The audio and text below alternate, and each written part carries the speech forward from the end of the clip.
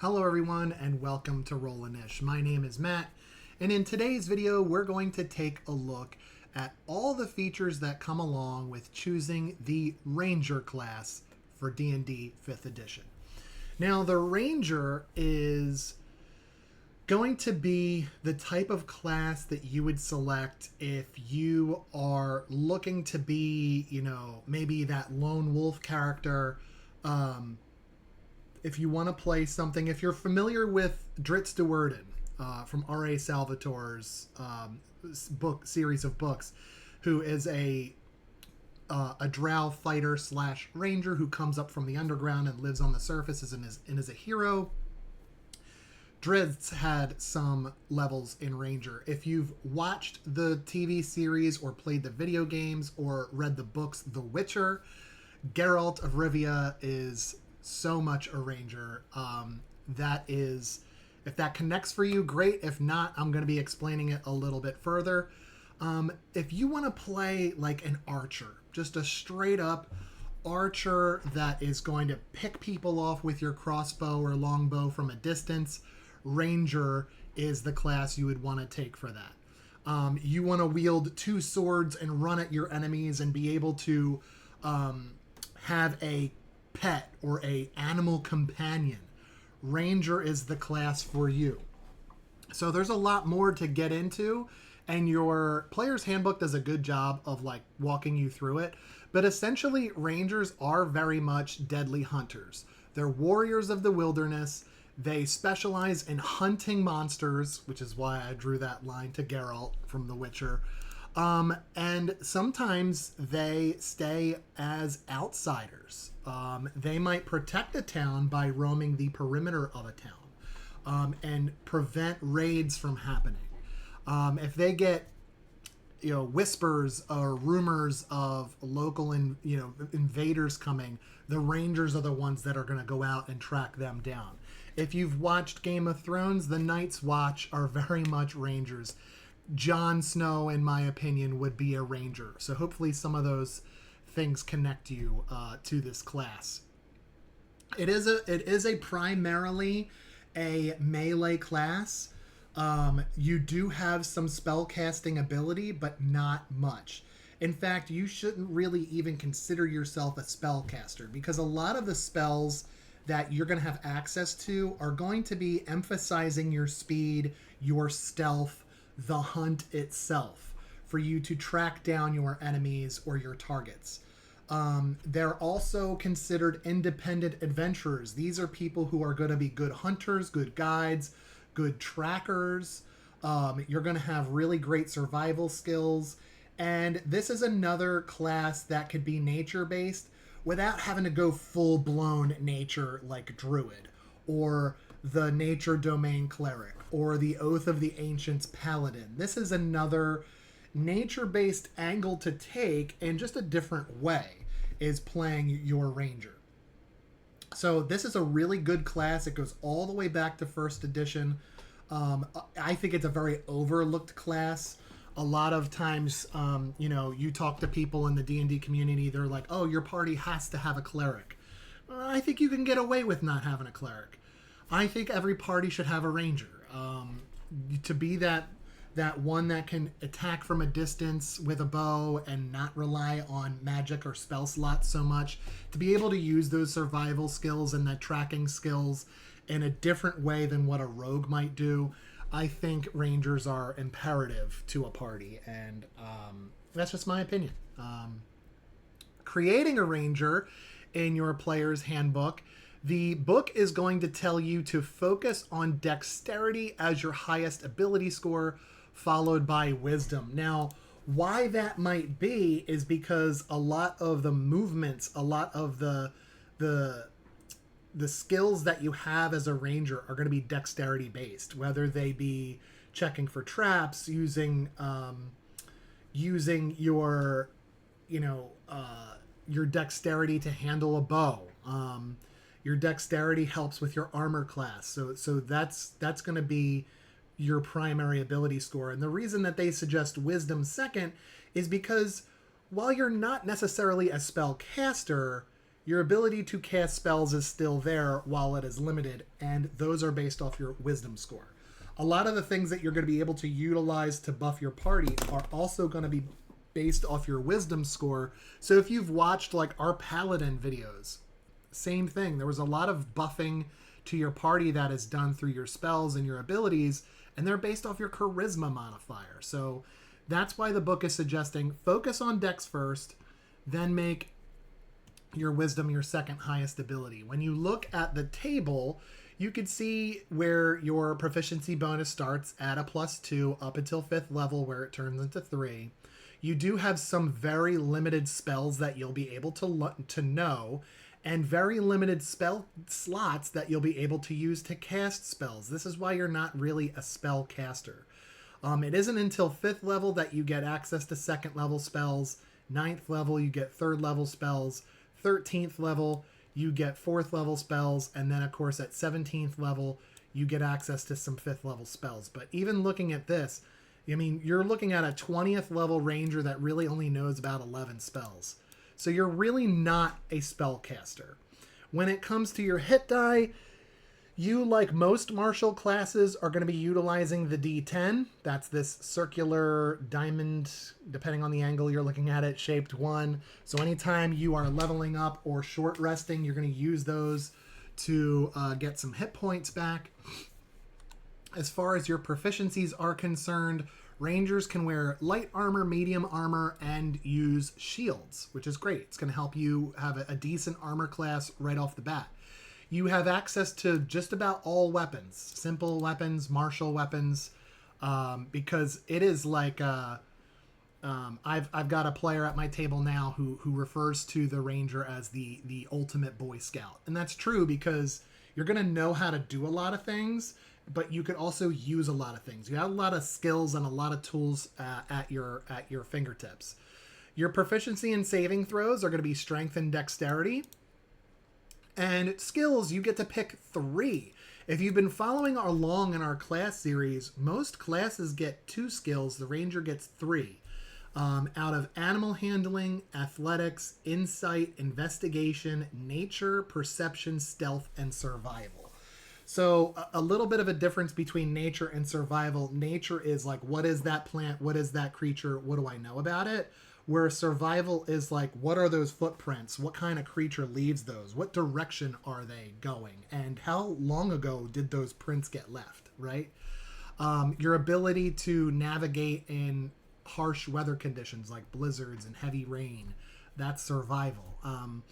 Your ability to build a fire, that's survival checks. So those things are where I would lean to as a ranger. I would probably, because I'm somebody who roams the nature and I know a lot about animals and plants and things, because that's just part of the class, I'll probably take a proficiency in nature and survival and maybe one of the others of this list.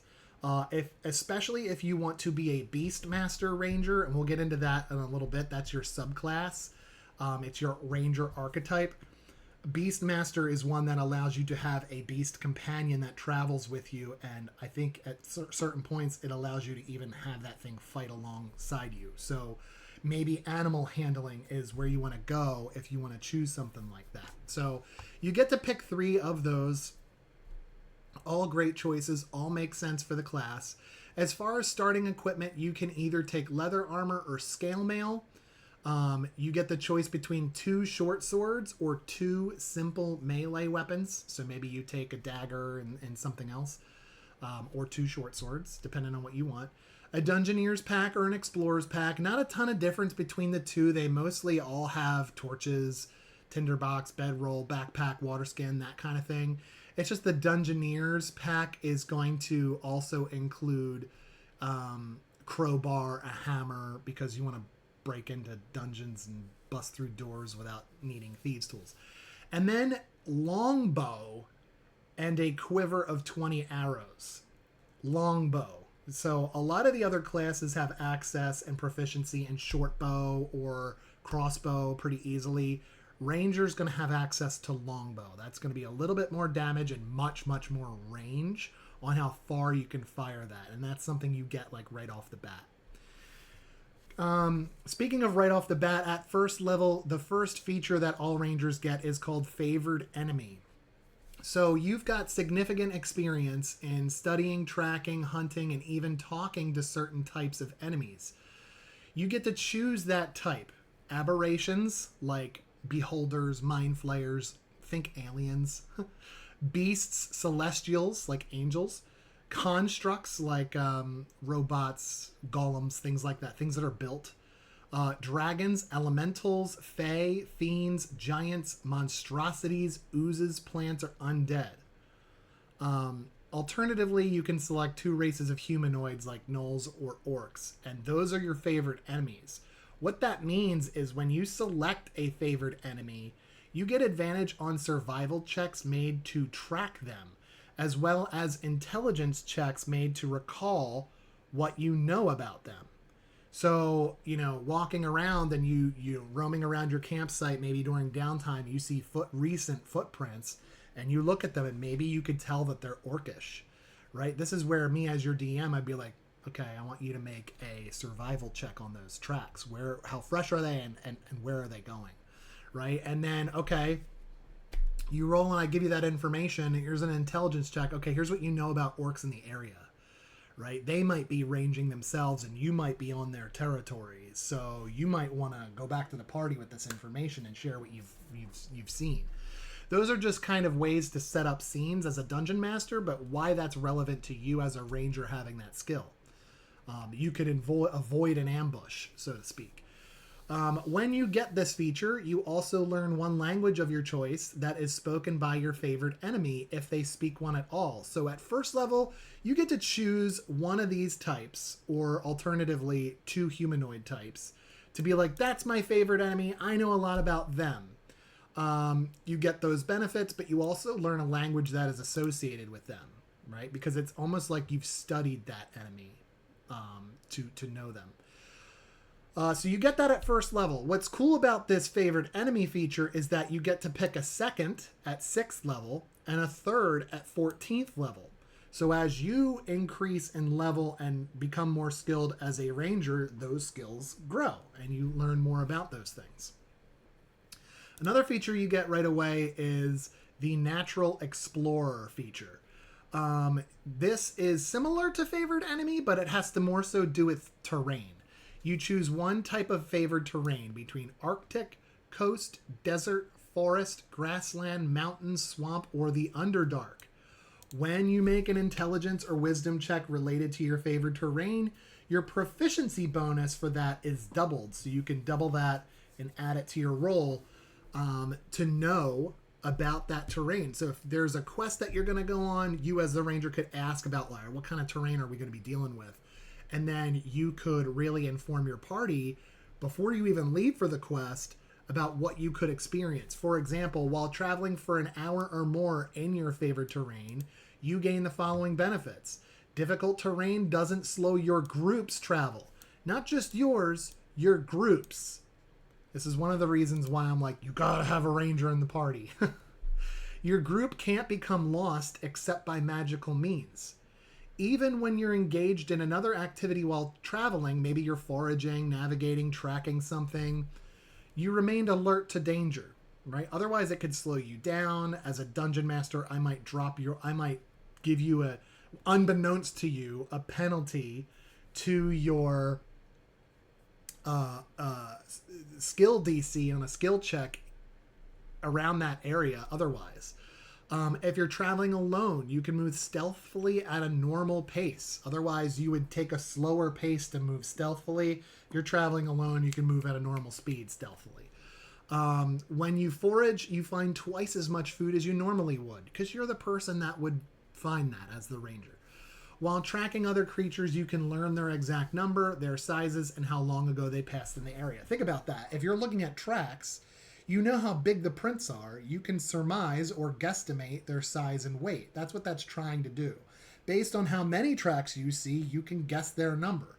And how deep the tracks in the terrain are will tell you how freshly they pass through the area. So doesn't that all make sense? Those are some roleplay skills, but like roleplay skills that I myself as a dungeon master will lean on when your party's traveling. Now you get this at first level, but you also get to choose a second terrain type at 6th level and a third terrain type at 10th. So again, just like favored enemy, your natural explorer feature has to do with terrain. Those level up as you level up. At 2nd level, you get to choose a fighting style. This is going to be similar to some of the class features we saw like fighter and like paladin. This comes into play too. Okay, at 2nd level, you choose one of the following options as your fighting style. Archery. You gain a +2 bonus to attack rolls made with ranged weapons. So if you're going to use that longbow and your normal, weapon bonus is a +4, with archery it'll be a +6. That's going to help you lean into being the archer of the group, okay? Defense. While you're wearing armor, you get a +1 bonus to your armor class. We saw that with paladin. Very similar here. Dueling, when you're wielding a melee weapon in one hand and no other weapons. So maybe your hand's free or you're donning a shield and a weapon. You gain a +2 bonus to the damage rolls with that weapon in your hand. So if you're not going to go the archery route, maybe you think about wielding a weapon and a shield because your weapon strikes will be a little bit heavier, so to speak, with that bonus. Or you could go 2-weapon fighting. You engage in 2-weapon fighting, you can add your ability modifier to the damage of the second attack. Normally that doesn't happen unless you have this feature, right? You attack with your main hand, you get your damage is going to be the die roll plus your modifier. On your offhand, it's just going to be the die roll, unless you have 2-weapon fighting. Because if you have 2-weapon fighting, then that offhand is going to include that modifier to the damage roll. So it's just as good as your dominant hand, and that's what that means. So maybe you don't wear a shield. Maybe you're running around with 2 swords, like Dritz de Werden does in that book series, if you're familiar with that. Also at 2nd level, you get access to start casting spells. You'll know 2 spells right away, and you'll have 2 first level spell slots to use. So you could refer to your table for the spell casting. At 3rd level, this is where you're going to choose your Ranger archetype. This is your subclass. So there are 2 options in your player's handbook. There is the Hunter, and then there is the Beastmaster. Our next video is going to focus on what you get when you're a Hunter and what you get when you're a Beastmaster. This video, we're just talking about what all Rangers get, okay? Your choice grants you features right away when you choose it at 3rd level, and then again at 7th, 11th, and 15th levels, you get extra features and extra moves, things that you can do based on the archetype that you chose, but you choose it at 3rd level. Also at 3rd level, you get a feature called Primal Awareness. You can use your action and expend 1 Ranger spell slot to focus on the region around you for a minute per level of spell slot you expend. So if you're doing a 1st level spell slot, it's just 1 minute. You can sense whether the following types of creature are present within a mile of you, or within up to 6 miles if you're in your favored terrain. That's another reason why that's important. So as your dungeon master, you could say, hey, Matt, I'm going to expend one of my ranger spell slots, and I want to focus on the area. And I want to know if any of the following creature types are in the area. I can sense them, right? As the DM, I'd have to allow this and be like, you know what? Somewhere within a mile, there's some undead in the area. All right, so now, not only can you inform your party to be aware, but be aware for something specific. If you got spellcasters in the party, now might be a good time for them to be like, all right, let's take a quick rest. Let's choose our spells appropriately. Let's prepare some spells since we know what we're going to be up against. That is a very good way to make sure that your casters in the party know what they're going to be up against and have chosen and prepared the appropriate spells for the day based on where you're going, right? That could be so clutch knowing that in advance. All right, at 4th level, you get the ability score improvement. So at 4th, 8th, 12th, 16th, and 19th levels, you could choose to upgrade 1 ability score by 2 points or 2 ability scores by 1 point. Or if your DM allows, you could forego the ability score improvement and choose a feat instead. Both have their options. Feats carry some special abilities and bonuses, some special moves, whereas the ability score improvement could help increase your other statistics, like the skill checks that you make. Increasing your modifier could help in the saving throw for that ability score. Increasing your modifier could help in the spell casting or spell save DC if you're a caster. So taking those ability score improvements are important. And just remember, anytime your ability score number, like let's say your dexterity is a 15, anytime it goes from an odd number to an even number, that's what increases your modifier. So at a 15, you're a +2, but at a 16, you're a +3. At an 18, you're a +4. At a 20, the max, you're at a +5 for that modifier. So just take a look at your ability scores and look ahead of time, because you might be able to be like, you know what, I'm going to do my ability score here, and then maybe at 8th level, I'm going to take this feat because it'll go well with my abilities now that my modifier is a little bit higher. So you want to look at that stuff in advance.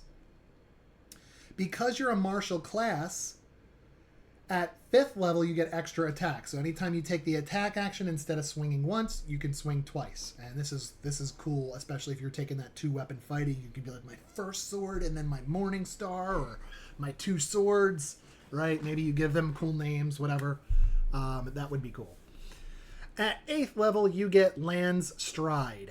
This means that moving through non-magical difficult terrain costs you no extra movement. So maybe that is, you know, trudging through a swampy area and it's up to your shins, the water level, and so that would be difficult terrain under normal circumstances. You at 8th level, it doesn't bother you at all. Non-magical difficult terrain is not difficult for you. You could treat it as normal. In addition, you have advantage on saving throws against plants that are magically created or manipulated to improve movement, such as those created by the Entangle spell, where vines wrap around you and try and restrain you. Or that's a spell that as a druid you could take. But anyway, that is something that magically impedes your movement. So non-magical different terrain doesn't bother you at all. Magical difficult terrain, you at least have advantage on the saving throw against that. Okay. At 10th level, you get Hide in Plain Sight. You can spend a minute creating camouflage for yourself. You have access to fresh mud, dirt, plants, soot, and other naturally occurring materials with which to create your camouflage. So you got to be in the area, right? You can't just conjure mud in the desert, right? But if you have ability to, you can do that and naturally camouflage. Once you're camouflaged in this way, you can try to hide by pressing yourself up against a solid surface, such as a tree or a wall, that is at least as tall and as wide as you. You gain a +10 bonus to stealth checks as long as you remain there without moving or taking actions. So if you want to sneak up and move along the wall without the guards being able to see, you could be covering yourself in ash or dirt, whatever might mimic the color of that surface, and be able to do that. Like the ranger can do things like that in a way that a rogue just won't have those things to their benefit. Once you take an action or a reaction, you must camouflage yourself again to regain this benefit. So it's going to take you a little bit of time, a minute, to do so, but it could be worth it, especially if there's an area you're trying to sneak in. Vanish is a feature you get at 14th level. You can use the hide action as a bonus action. This is really cool. So you could use that to sneak up on enemy or enemies as a bonus action, and then use your action to attack, hopefully with advantage if you are stealthy enough during that hide action. Feral Senses comes in at 18th level. You gain you get some senses that help you fight creatures that you can't see. When you attack a creature you can't see, your inability to see it doesn't oppose disadvantage on your attack rolls against it. So something hiding, something invisible, typically you would have disadvantage because you can't see it. You've got feral senses. Maybe you as a ranger can smell it, or you can hear it in a way that your rest of your party members can't, right? And so you're not imposing disadvantage. You have an idea that something or someone is around, so you can attack without the imposed disadvantage. That's beautiful. You're also aware of the location of any invisible creature that's within 30 feet of you because you can sense them, provided that the creature isn't hidden from you, and you aren't blinded or deafened. So you got to have some sense, being able to smell it, being able to hear it, see it. One of your senses are going to kick in to help you find that invisible creature. Lastly, at 20th level, you get Foe Slayer. You have unparalleled hunter abilities against your enemies. Once on each of your turns, you can add your wisdom modifier to the attack or the damage roll of an attack you make against one of your favored enemies. So this is going to pair nicely all the way and bring it full circle to your first level, perhaps your 6th level or your 14th level selection, because you get to pick 3 of your favored enemies.